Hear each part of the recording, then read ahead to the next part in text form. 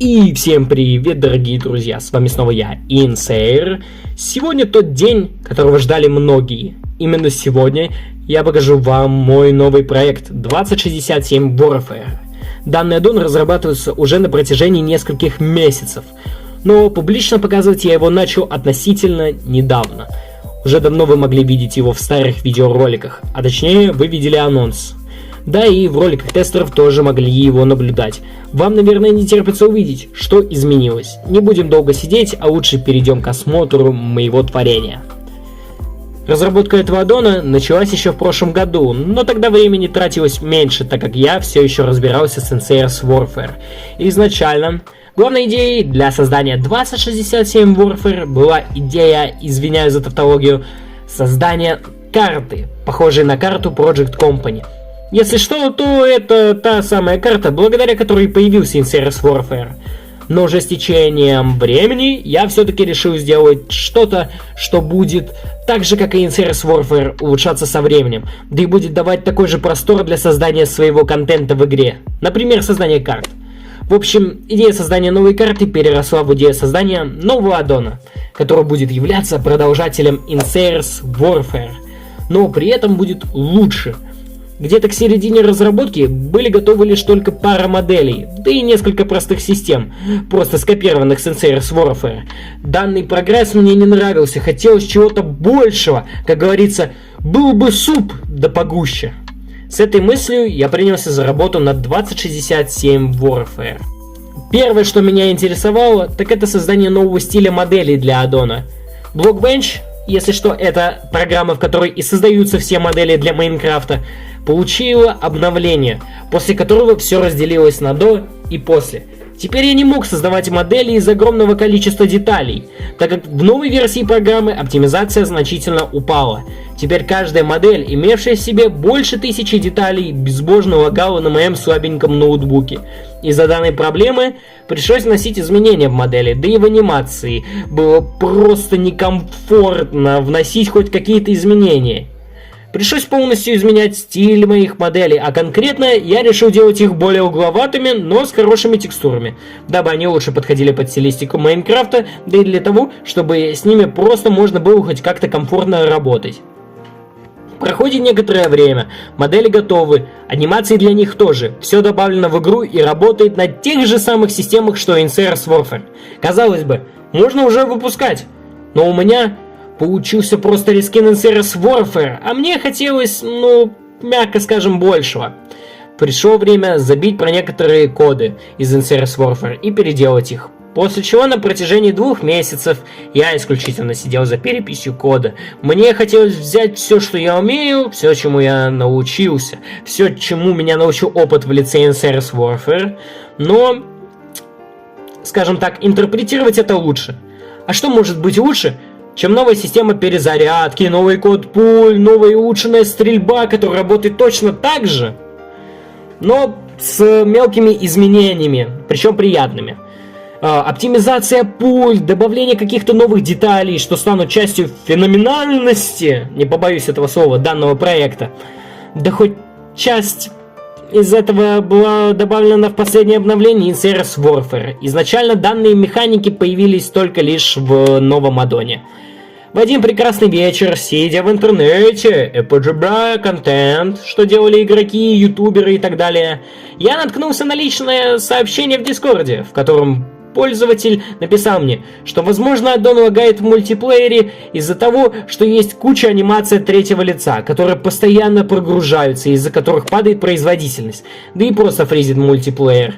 В этот раз я решил не писать данному пользователю, как и многим другим игрокам, что я просто не знаю, почему лагает данный аддон, и не уверен, что эта идея сработает. Я решил, почему бы не проверить его гипотезу насчет анимации от третьего лица, и не попробовать в новом проекте просто взять и упростить их. Изначально в 2067 Warfare появилась лишь одна, да более простая анимация от третьего лица. Но в скором времени было решено создать дополнительно еще 2 анимации. Анимацию бега, плавания.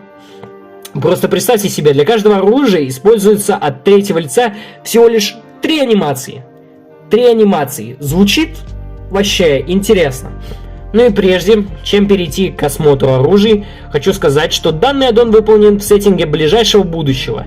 Если быть точнее, в мире прошло некоторое количество времени, идет развитие технологий, но оружие практически не изменилось, кроме как видом и какими-то отдельными частями. А теперь можно перейти к осмотру арсенала. В данной бете имеются пока что 2 оружия ближнего боя, 2 пистолета, 2 пистолета-пулемета, 3 автоматические винтовки и 1 пулемет. Также имеются очки ночного видения, для которых я в буквальном смысле создал новый интерфейс. Лучше бы просто вывести визуальную составляющую очков ночного видения на новый уровень, а конкретно сделать оверлей. Не при помощи модели, а при помощи простой картинки, созданной мною. Из оружия ближнего боя у нас есть боевой нож и стальная бита. Из пистолетов игроку предоставлены Glock 53 и М22. Из пистолетов-пулеметов игроку доступны ПП-42 и Век-35. Из автоматических винтовок были добавлены АК-37, М42 и МДХР. А из пулеметов имеется РПК-37. Забыл упомянуть, кстати, что названия оружий придуманы, да и все оружие это, скажем так, аналоги реальных оружий, но лишь немного измененные визуально. Но это не самое главное. Самое главное, что просили именно вы. Да, вот представьте, ребят, я послушал вас, и именно да, вы об этом даже вопили. Это система обвесов. Вы можете поставить глушитель, вертикальную ручку, прицелы и так далее. А прикол в том, что абсолютно все это можно создавать в выживании. Для этого я добавил новую руду, блоки, предметы, крафты, новые верстаки с 3D моделями и тому подобное.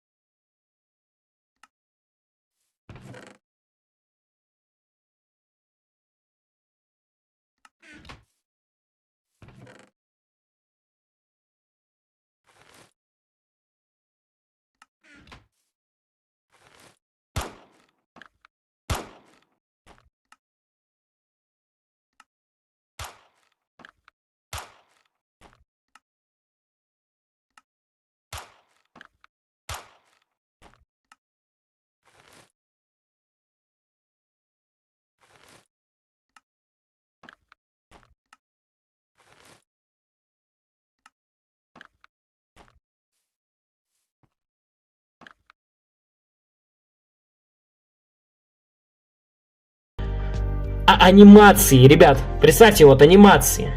Как же долго я над ними работал. Я научился делать анимации перезарядки еще лучше, чем они были в NCRS Warfare. Просто вот посмотрите на это.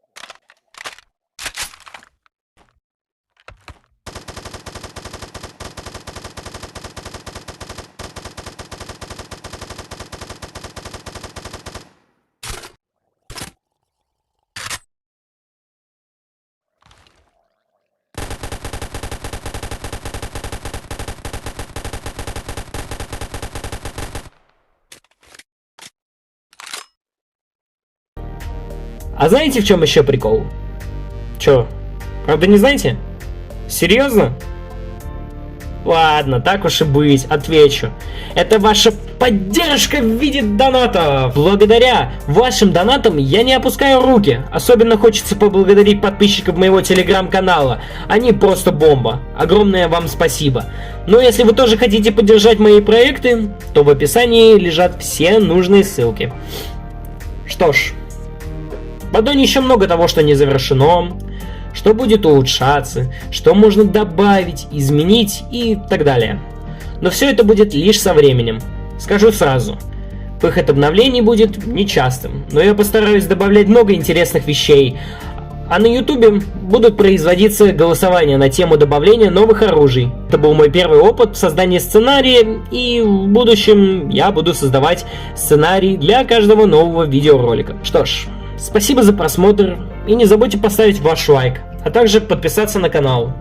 Всем удачи и всем покедова, ребятки!